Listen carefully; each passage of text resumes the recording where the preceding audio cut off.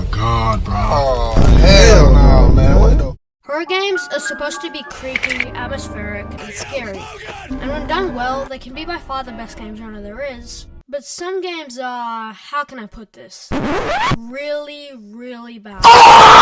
Often game developers don't exactly know what they're doing, and their games can be boring, repetitive, and unoriginal. And even when the games are actually good and fun to play, sometimes they just aren't that good at being scary. It seems that the more accessible a game is, the worse. And if you want proof of that, just go look on the App Store. Have to.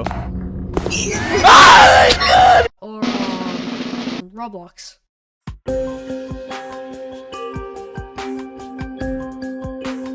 So for some context, Roblox is a sandbox in which you can play games and build your own. I'm sure you've heard of it. And as you might have guessed, it's pretty basic. Roblox titles aren't exactly the first thing you think of when somebody says horror. And I mean, do I really need to explain why? Some of these games are at best mediocre, and at worst, the most horrible gaming experience you could ever imagine. Now, you don't have to agree with me, and perhaps you love the games, but most of the time, whatever content you find there is nothing special. However, over the past few years, Roblox's low standards have started to slowly but surely rise, and some games have begun to stand out from the others, at least a little. And today, I'll be reviewing one of those games, Piggy.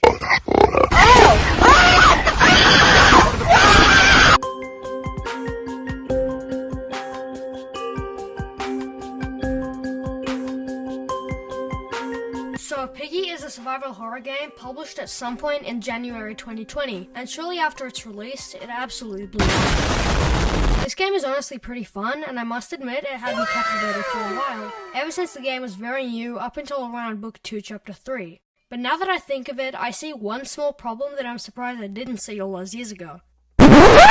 It sucks.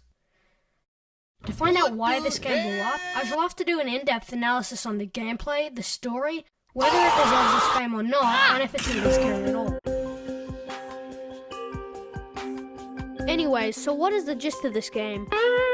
Well, you'll probably realize about 10 seconds in that it's just a cross between Granny, undoubtedly the most famous mobile horror game in the late 2010s, Oh god! What the fuck? and Peppa Pig. I think you can guess how that went. You see, although the idea sounds stupid, it's often things like this that end up getting a really, really big following, being undoubtedly the most popular horror game on Roblox. In fact, this game was all over the internet for a good year and a half. Although you don't hear about it much these days. But that's simply because the story of the game is over. There is still a surprisingly big but quiet community playing the game at all times. Anyway, let's move on. So, on the gameplay side of things, it's just Granny but multiplayer, with a few extra functions to spice up the gameplay, which I will talk about later in the video. The Granny formula seems to be by far one of the most used horror game formulas, as we've seen in the past. You're in a spooky house being chased by the even spookier monster, and you need to find the keys to escape. The only way this game brings Peppa Pig into play is through the characters, which eventually got reskinned because of legal problems. But yeah, it's still really obvious that this is Peppa Pig based, although I guess the people who made Peppa Pig just don't want to waste their time doing random Roblox games anymore. However, even though it does feel like Granny in the first few chapters, Piggy ends up eventually turning into a story-driven puzzle zombie apocalypse game. So props to the dev for going from something that was meant to be a joke to a slightly original and kind of fun experience. Still, this game fails at so many things and overall sucks. But before you spread hate, you should at least listen to the points I'm gonna make. So like in Granny, the entire gist of the game is finding a really basic chain of items and bringing them somewhere, all while being chased by a spooky monster that wants to kill you. The difference though is that in Granny, it only happens once and there's a lot of variety, whereas in Piggy, it's just repeating the same gosh darn formula for every single chapter. Some of them have a slightly different gist, but there isn't much variety whatsoever. The chapters are split into 2 books, and there's also a couple of bonus ones, which are basically prequels seen from the point of view of another character. So that's good, I guess. But anyway, I feel like if you're someone who played through most of the game like me, you realize it was getting repetitive at some point. But if that's so, is there even a reason to beat the whole game? Well, thankfully there is. The game is heavily story-driven, and beating a chapter will unlock a cutscene with the next piece of lore. So that's pretty fun. But once the game starts to get repetitive, beating it honestly just feels like a chore that you're only doing to get a reward. Still, even if the gameplay is boring, reaching that ending cutscene makes you feel accomplished, so that's still fun, I guess. But I digress. There are also a couple of notes you can find in each map to get some extra pieces of the puzzle. But who would have guessed? The way this game tackles a chapter selection is really, really bad. You see, the only way to experience the story in order is to actually be there while each chapter is being released. And I'm sorry to say, it's way too late for that. Anyway, since the game uses a voting system, whatever server you join will just have you start on a random chapter. Although for whatever reason, some chapters seem to get more votes than the others, like Carnival, which is the main reason it took me 10 years to get the footage of this game. To give you an example of how bad the voting system is, just think that you could be a completely new player and all of a sudden you're facing Mr. Potato and have no idea what to do. Private servers are free, and you could choose whatever chapter you want yourself, but playing alone isn't really as fun. Even if you're in a multiplayer server and you somehow miraculously end up getting the chapter you wanted, there are still problems. Often the gameplay just ends up being really confusing. Tell me, my friend, do you think 6 random strangers can work together to beat a long chapter they've never seen before in a really short amount of time? Yeah, neither do I. Because people can't cooperate, this game ends up being a complete mess, and if you think about it a bit, you can probably see why. Another problem with the gameplay is that each round is on a 10-minute timer, in which the players get a 30-second head start from the enemy. Now, maybe I'm crazy, but in some maps it just feels like there's too much to do and not enough goddamn time. Maybe it will work well if there wasn't a timer at all and players could join in at any given moment. So the game just went on until either everyone was dead or had escaped. Even though some maps are pretty intuitive, since there's a timer, most of the difficult ones will just be trial and error and more error until you're finally done, which is really, really boring. Not to mention that if you get killed, you're just gonna have to wait. I mean, you can become a ghost or spectate other players, but really, is there even a point in that? I feel like the game could simply teleport you to a new server, but it just doesn't. With all that being said, there is a little bit of replayability, and that's because of all the different modes in the game that are chosen through voting as well. There's Bot, which has an AI be the Piggy, and oh boy, we'll talk about that one in a moment. Then there's Player, which makes a real person the enemy. There's Player Plus Bot for those who want a bit more of a challenge, and then there's Infection, which is pretty fun and intense, especially when you're the last player being chased by 5 piggies.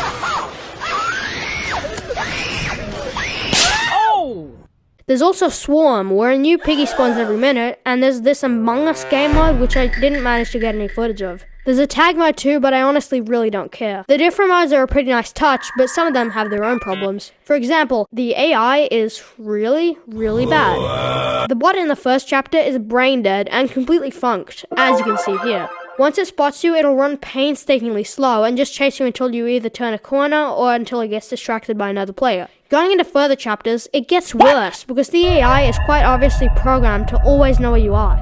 If you're on the literal other side of the map, it sees you. Even if you're hiding behind 50 closed doors, it sees you. And even if you're a million miles behind it, yep, it still sees you. If you want proof of that, just look at this clip. I was being chased by the bot, so I decided to use my invisibility power. And when it went invisible, the bot just kind of, So that's proof it doesn't have any navigation skills. I played most of the footage that I gathered for this game alone, which made the bot mode in book 1 horrible. Basically, the entire game was putting enough distance between me and the AI to grab and use items. That's just horrible and no fun at all. In book 2, however, the AI doesn't always know where you are and seems to be smarter. However, it clearly doesn't know where it is, as you can see here. Maybe actual pathfinding is too much to ask for from a Roblox game, so I'll let it slide. Anyway, player mode is a step up from bot, but it still has its own problems, which you'll see why in a moment. See, since the piggy is an actual person, a big part of the game really just depends on them. And more often than not, once an exit is open, the piggy will panic and just camp in front of it to stop anyone from escaping. Look at this little idiot camping right in front of the door. I don't even have a chance of squeezing past them because that door is tiny. Sometimes the gun can scare them away, but if you don't have a gun, what are you gonna do in this situation? Other times, the piggy decides to be nice and doesn't kill anyone, which is annoying for serious players like me. But moving on with the gameplay side of things, there are also different skins for the enemy in this game, which you can obtain with Piggy coins. None of them have any advantages as far as I know though, so it really just comes down to personal preference. There are traps for the Piggy too, each with their own ups and downs, which can stun the player for a couple of seconds in all sorts of different ways, like in Granny. For the players, there are abilities that can be obtained by finding these blueprints, giving us skills like sprinting and going invisible, which I mentioned earlier. In my opinion, things like this kind of overcomplicate the game, but whatever. Oh, and also, Piggy has a build mode, which is pretty amazing, but it doesn't really affect what I think of it. And in terms of gameplay, that's it. Now I'll talk about the story in this game. As I mentioned previously, you unlock lore through ending cutscenes and notes scattered around the map. Piggy lore is decent, I guess, but I'd be lying if I said there aren't any cut corners. Like, why do I go into a station through the front door, but when I see the spooky monster, I decide to pick the most complicated escape route possible, when I could just walk right back out through the entrance? You know, things like that. By the way, I don't really want to talk about the story in book 2 because, I'm lazy. So the story starts with you being a police officer investigating the disappearance of George Pig and going into a spooky house. But then an even spookier pig hits us in the head and we wake up. After escaping, we go to a station for help, but turns out the spooky pigs followed us. After meeting our friend Dog, we go to a gallery, escape, go to a forest, and then Doggy becomes a spooky monster as well. Shortly after we reach a school and meet Bunny, we see Mr. Potato in the school sewers, but then we don't feel so well and die. Oh wait, never mind. Then Bunny sadly gets infected, and we go looking for Mr. Potato to get a revenge.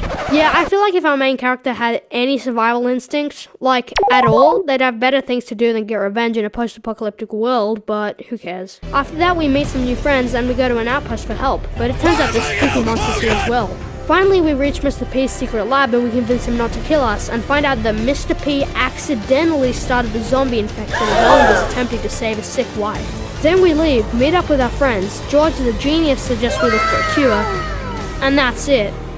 Oh, and then you're forced to watch through 10 minutes of cringe end credits while copyrighted music plays. So that's fun. I know I skimmed through a lot of the story in book 1, but seriously, it's a zombie apocalypse. How original do you think the story is gonna be? The story goes on in book 2 with everyone doing whatnot and looking for the vaccine or something like that. But yeah. That's basically the story of Piggy book 1 and 2.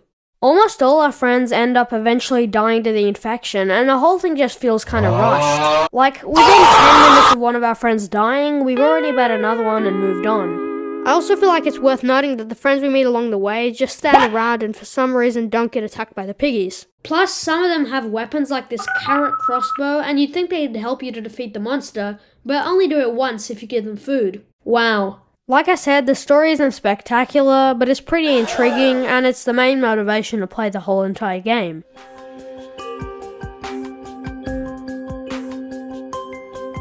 And as my last point before I end the video, I want to quickly talk about the community. What the heck? Obviously, if a community is even slightly relevant to the internet, then there's always going to be someone great representing it at the top, and people making stuff like this. But in Piggy, it just feels like the bad and weird side of the community is much more apparent when compared to everything else. I mean, 9 times out of 10, they depict these characters kissing, killing each other, and yeah. And it's just really, really weird. I don't know why people do this. It may not be the developer's fault the community is this bad, but I feel like the quality of a game can determine the way its community turns out. And overall, there are a few things I missed in the video, like how absolutely janky the gameplay is, but it doesn't really matter much at this point. So, is this game even scary at all? No, it isn't. It really isn't, because you're just in a bright, low-quality environment, being chased by brain-dead Peppa Pig characters. However, you can't deny that the developers certainly improved over time, and some chapters managed to have a really unnerving atmosphere. And surprisingly enough, this game actually does have some redeeming qualities, like the music. For what it's trying to accomplish, it's really good. And the environments in the game aren't really that bad. Going later on into the game, it's quite visible that the maps were crafted with care and passion. It's also surprising how great the game is when considering it was made almost entirely by one person, all in the Roblox engine. Like I said earlier, this game was initially meant to be a joke, but then it blew up, and yeah, it got all serious. But does this game deserve over 11 billion visits? At first, I was unsure about this. But then I realized that the only reason this game got so much hype, at least in the past, is because it's on Roblox. See, Roblox has awfully low standards, at least that's what it's been like so far. That's why whenever a half-decent or serviceable game gets published, people will swarm it and treat it like the biggest masterpiece ever known to mankind. I think the most relevant example of this at the moment is Doors. When I first played it, I was actually surprised by how good this game was, especially considering it was made by a small team all on Roblox. But seriously, if a game like this was released somewhere in the depths of Steam or the App Store, then it surely wouldn't get too much attention. That is undeniably the truth. In conclusion, Piggy is a horror Roblox horror puzzle horror game. It has more visits than the entire population of Earth, real-life merchandise, a thriving community, and tens of thousands of people playing as we speak, but it's an unscary and overall basic horror experience. I feel like if this game wasn't initially based off Peppa Pig of all things, it would have had more potential. Horror games clearly directed towards children seems to be something that's been going on for the past few years, and although it can work, I feel like in this situation it just wasn't executed that well. So unless you're physically banned from playing games outside of Roblox, then you have no reason to play Piggy. It kinda sucks.